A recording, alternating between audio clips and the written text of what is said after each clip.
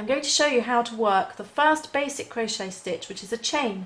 Now, anyone who's new to crochet, you might become confused because American and UK crochet terms are different, but the good old chain stitch is the same in American crochet and in UK crochet. So we've already made our little slip knot, which you've done before. So we put the slip knot over the hook like this. Now there are two ways to hold your crochet hook, and it's whichever is most comfortable to you.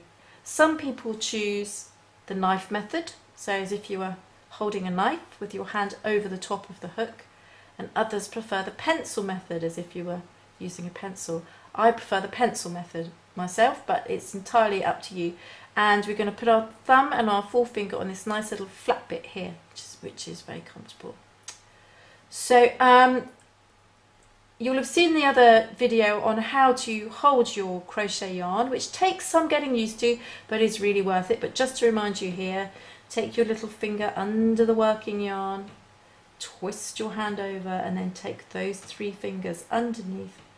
And the key thing is to hold your crochet as near to the stitch as possible. So I'll just show you that again.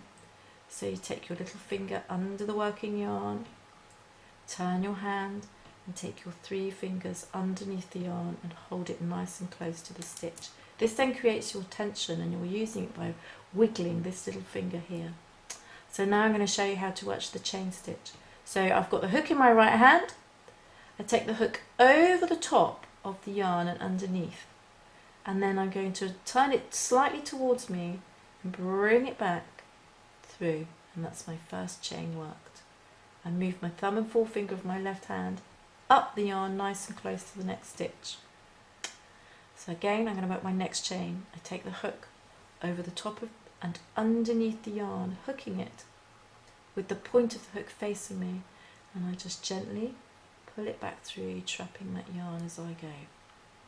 You don't want to be too tight with crochet. If you're pulling too tight and you're going like this, then take it out and start again, because you just will get into a real frustration with it, because it needs to be nice and loose. But again, remembering this thumb and forefinger nice and close. So take your hook over the top of the yarn, underneath, and pull through. It's my 3rd chain. Okay, each time moving your thumb and forefinger up. There we go. So you go underneath and pull, and underneath and pull. There we go. You can see that lovely chain is coming now. And then you can get quite speedy at doing this. But each time, just move this little pinky finger out here as you move to keep the yarn nice and loose. Over the top, underneath, and pull through. Keep this part of the hook facing you, and it will be much easier. There we go. And just for the knife holders, I'll do it the knife hold way. Here we go, this way. I find that holding it like a knife actually is a bit more pressure on my wrist.